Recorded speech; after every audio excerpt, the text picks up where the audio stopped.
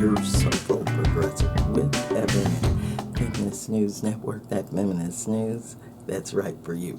Welcome to Skye in the Pagoda Room, giving you that soulful news you need indiscriminately. Yes. So what is it I want to talk to you about today? What is going on? Make sure you like and subscribe. I know that's right. The horror, the terror that is the war on Gaza. 33,000, you might as well say 40, with those that are unaccounted, gone in 6 months' time. 50,000 in Kenya over 10 years. Gaza, 6 months. And what is going on? What is the feminist view on this? Well, I'm going to share the feminist view of solidarity that was presented on AJ's stream. And we're going to show you the whole show to let you know what feminists of 3 generations are thinking. And then I'll add my 2 cents later. All right, let's take a look, and then I'm going to discuss. From the women's suffrage of the 1920s to the Me Too movement, feminism in the West has driven demands for greater gender equality. But beyond the Western lens, how has the movement evolved across other cultures and continents? I'm Miriam Francois, and this is The Stream.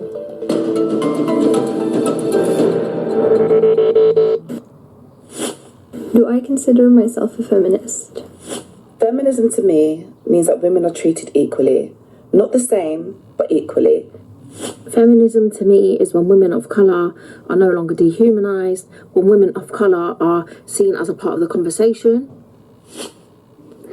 Feminism is not a one-size-fits-all solution. When I say women's rights, I mean all women, whether it be black women, trans women, queer women, disabled women. Feminism is about recognizing and highlighting the intersecting struggles faced by women. For me, being a feminist is supporting every woman on the face of this earth to be everything she can possibly be. Feminism to me means gratitude for every woman before me who fought for the rights that I have today. It's about recognizing the strength and diversity of all people.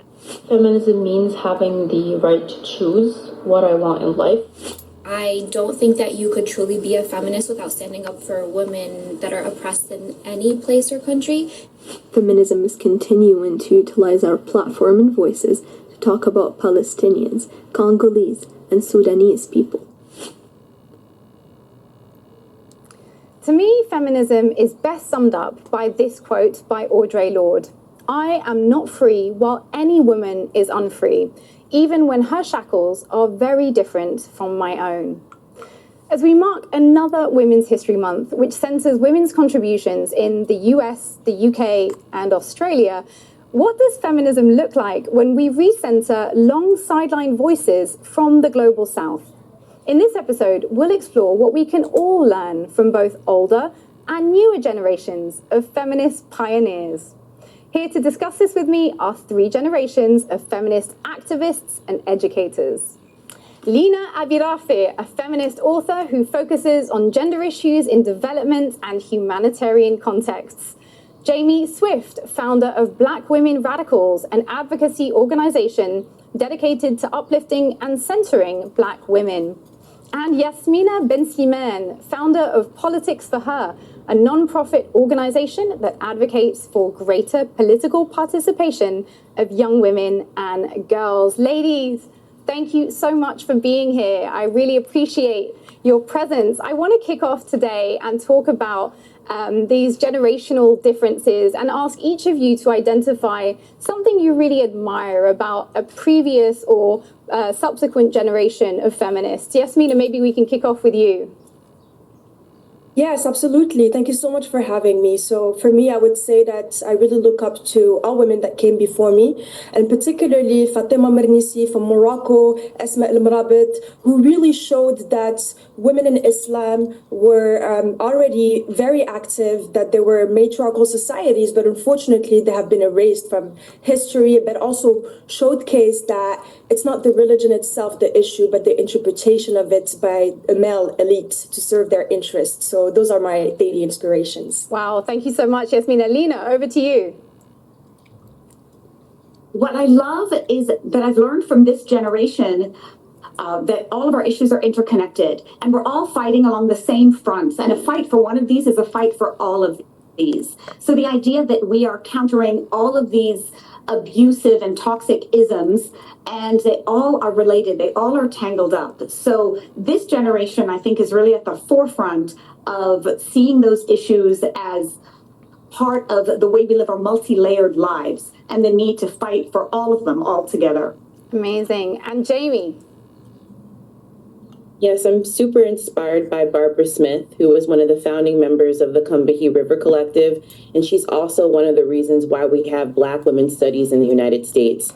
She was also a co-founder with Audre Lorde of Kitchen Table Women of Color Press, the first ever press for women of color in North America. So she's a great inspiration to me.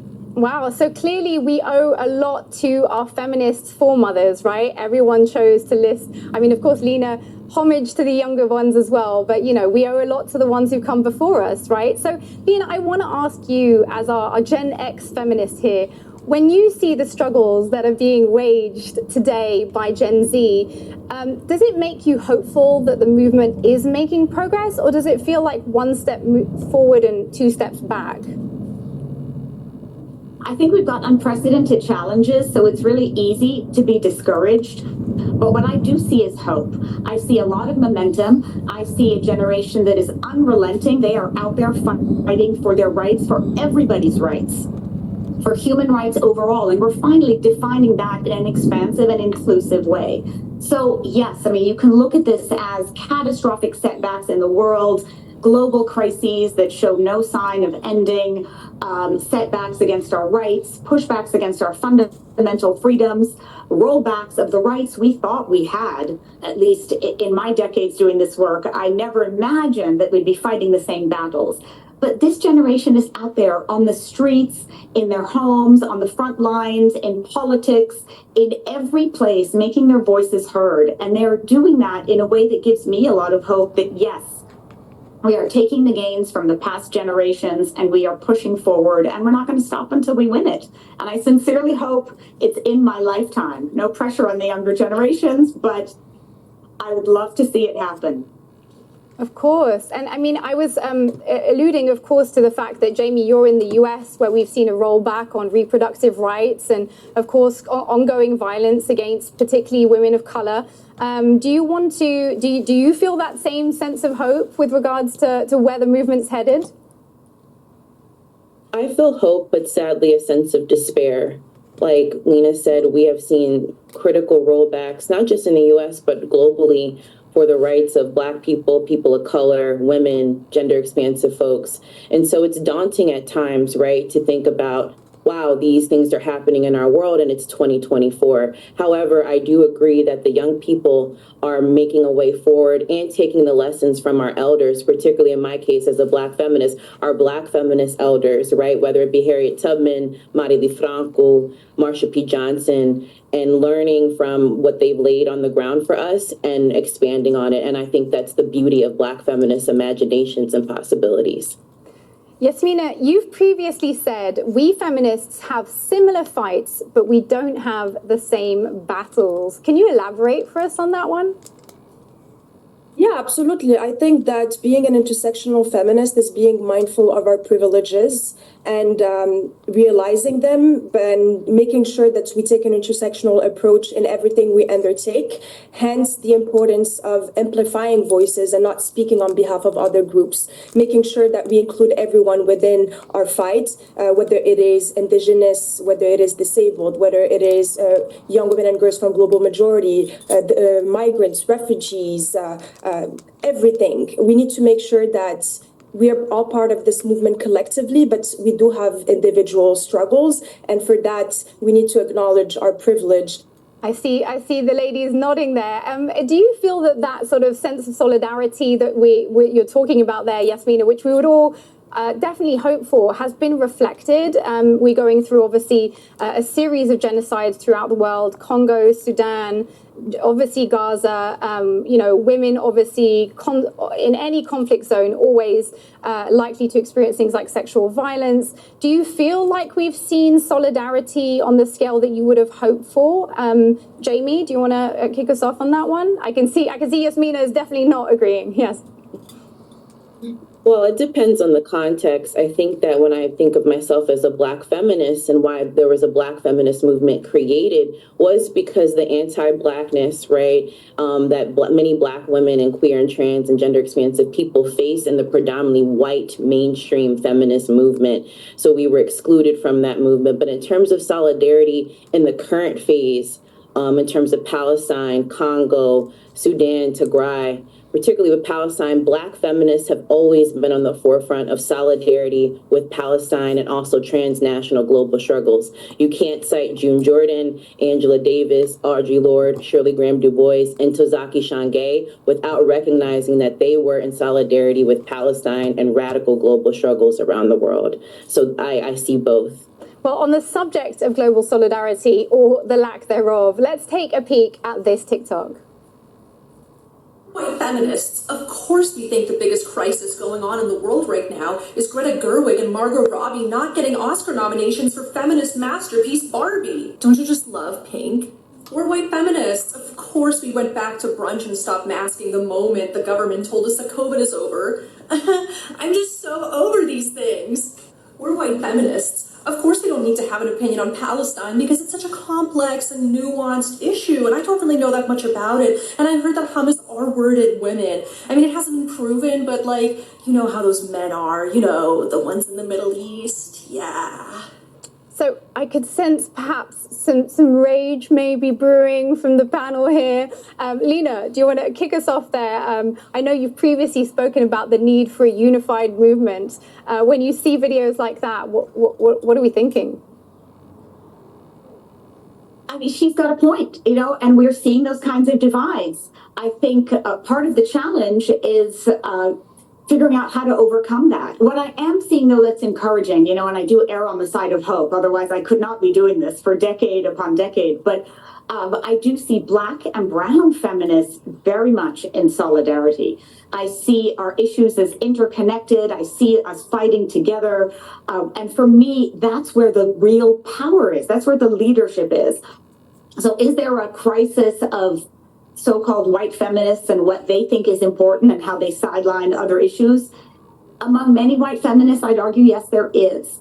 But that is changing. And I feel like that's the minority. I mean, those voices are being drowned out because our voices are stronger and louder. I mean, never did I imagine that I'd see people on the streets marching for each other's rights in ways that we do today. We genuinely care about each other. We see our issues as interconnected. We see our freedoms as tied up together.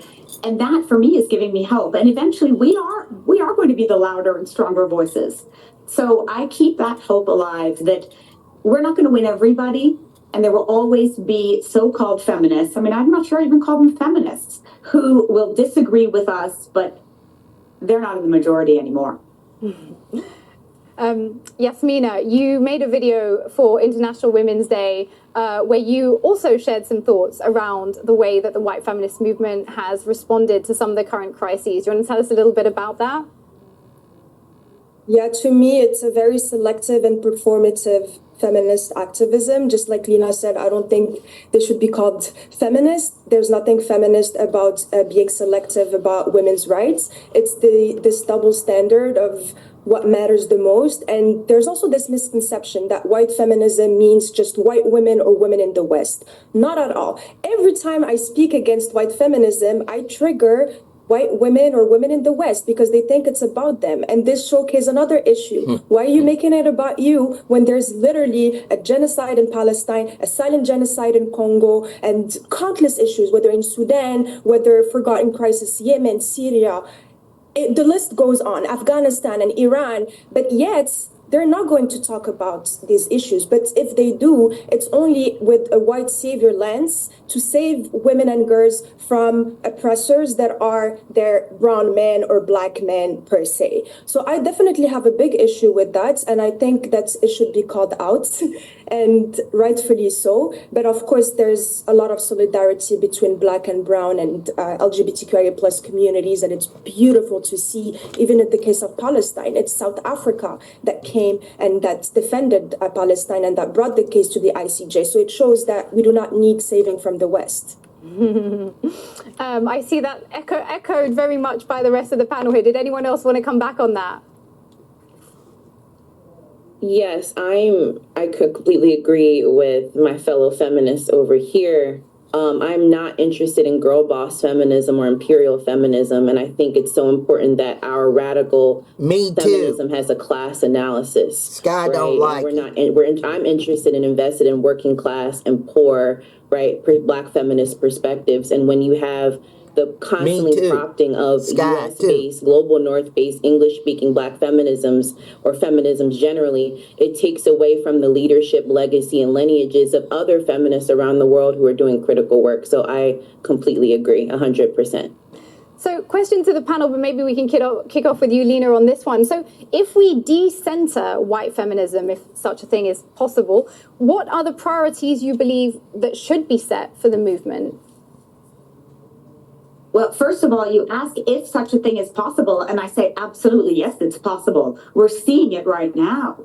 I mean, the powerful thing is that we no longer have to choose between our different identities. We understand that all of that is interconnected, and we're fighting along the same fronts for our freedoms, for our safety. You know, I don't want to be the one to prioritize because I feel like there are different issues at play, but there are differences, there aren't divisions. And I think that's, for me, a really important distinction.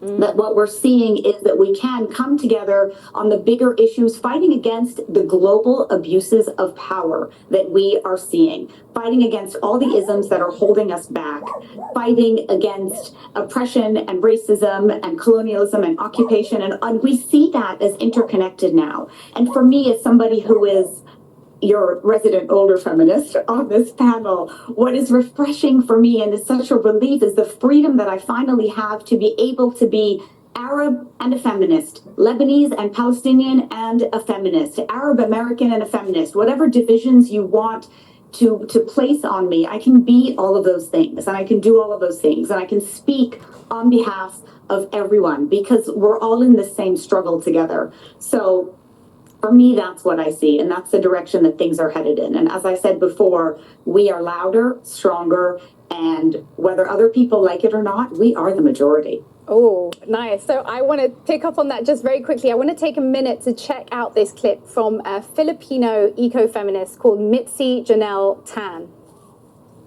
You cannot separate climate justice from gender justice because women and gender minorities are among the most vulnerable to the climate crisis, and when you have them in leadership positions, a climate just world is a lot more attainable. The world is more sustainable.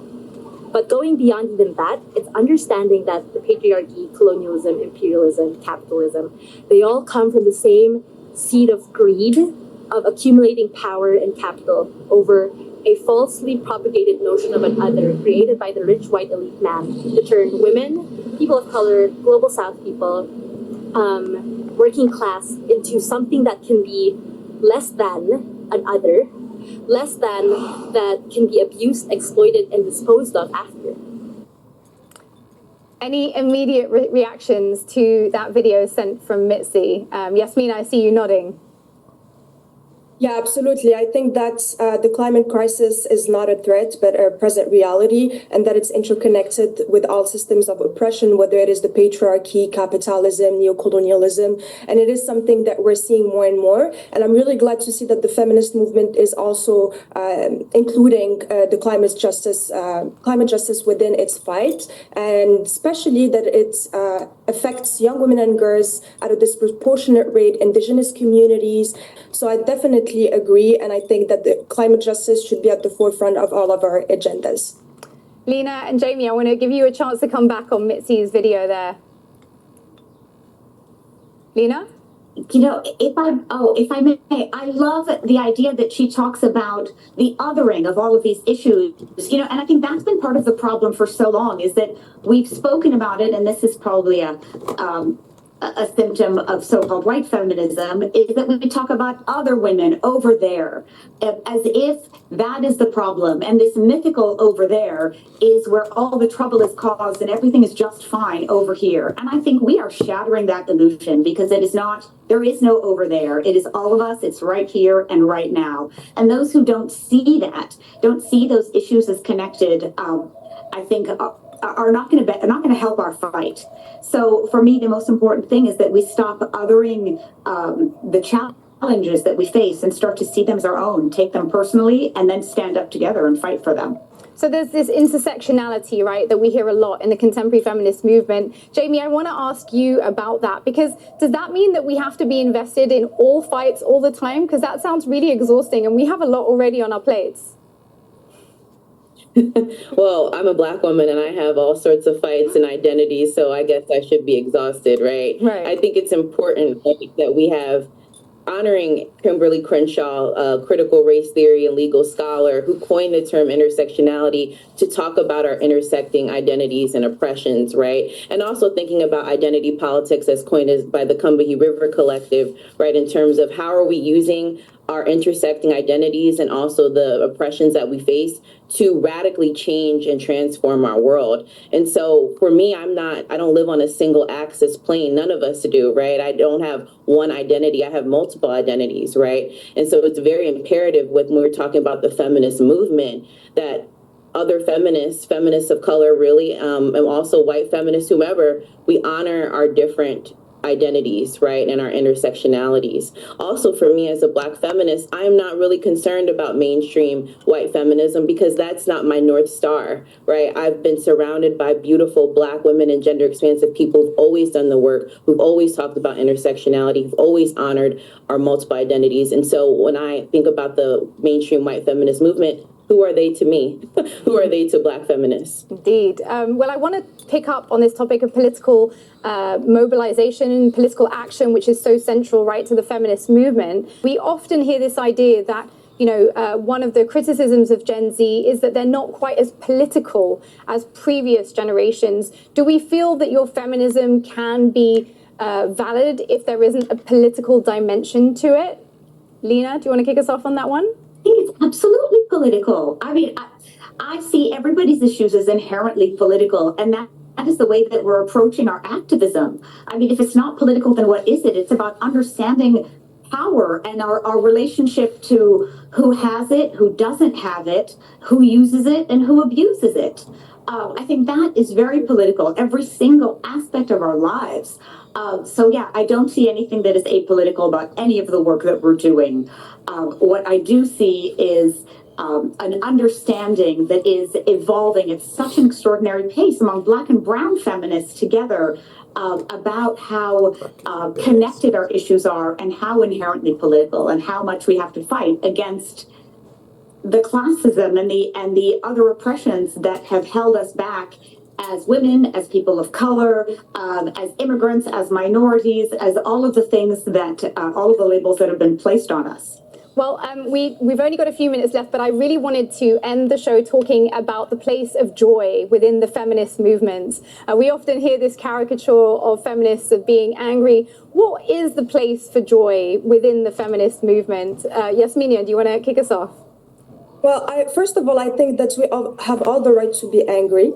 And if we're angry, so be it. The current state of the world is absolutely not helpful. Our politicians and our leaders have failed us, and that's one of the main reasons why young people have kind of lost hope in people in power. They're not even leaders, but of course that there is joy and that there is hope. And to me, I see it in the young women and girls that surround me because they're so dedicated, so passionate, and that there's a real impact. And that's the reason why the US is trying to ban TikTok, because they fear Generation Z. How now outspoken, and everything is political. You cannot stay out of politics, and everything is a feminist issue too. And of course, we're also exhausted, but we need to find hope and community and sisterhood, self-care. Rest is a form of resistance. Rest is political. So again, tying back to this idea of capitalism and living in a fast-paced lifestyle, this is something that we're trying to dissociate ourselves from and really be kind to ourselves and to one another.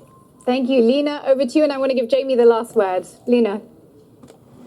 I love the idea of anger. I think anger is a catalyst for our action. You know, if you're not angry, you're asleep. I mean, look at the state of the world, as Jasmina rightly said. So that anger is going to generate the action that is going to bring us the change that we need and we deserve and that is long overdue.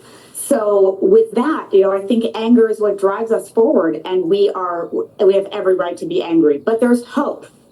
And for me, if there wasn't any hope, I wouldn't be able to get up in the morning and do this again and again, day after decade.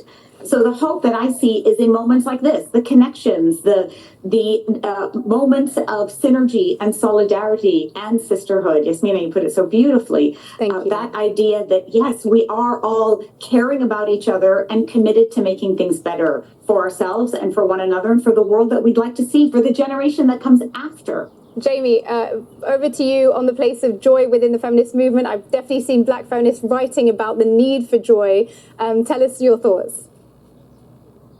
I think joy has always been a centerpiece in Black feminist movements, and whether that's learning from younger feminists, sitting at the feet of our elders, right, archiving our lives, just laughing, right, overcoming these stereotypes of being an angry Black woman, and relishing in our just lives and our survival. And even for those who've passed on, we have so many lessons to learn, and I'm grateful to be a part of this beautiful legacy of those who've come before me.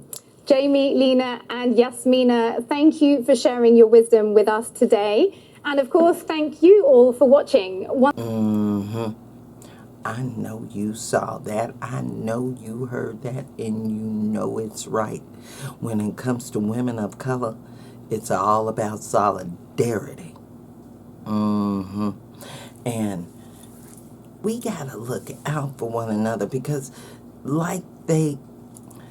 it's like she said, the white feminist point of view has nothing to do with women of color.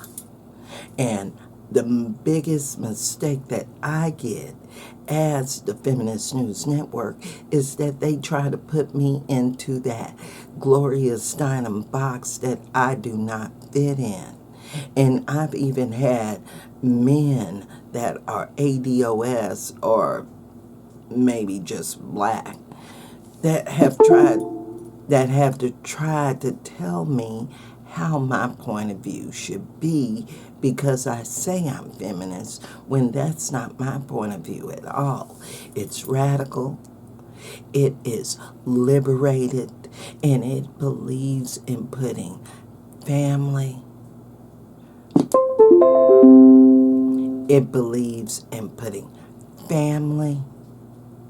Mother Earth first. And all this capitalism can go by the wayside, because it's not doing anybody any good. And there needs to be more diplomacy, and I mean radical diplomacy. And if you agree with what the women said on stream, feminists for everybody, leave your comments below and let me know at FeministNewsN@gmail.com. Don't forget to like and subscribe to the YouTube channel and that Facebook page. And remember that Soulful Progress 1 on Twitter, got that rant of the day on Blogger, and I'm Soulful Progress 1 on X. Oh yes, I rarely get on any of those. I'm on Patreon, and I haven't been on there for over a year. But if you care to donate, get me a cup of coffee. Let's hang out on YouTube. That is Venmo at Skye Soulful Progressive. Don't forget to like and subscribe and let your friends know that we doing it with soul. So remember, during this era of hate, participate. Why? so we do not have the hate within the world that we have. So the women of color can create more solidarity and less hate. All right. Thanks for watching. Thanks for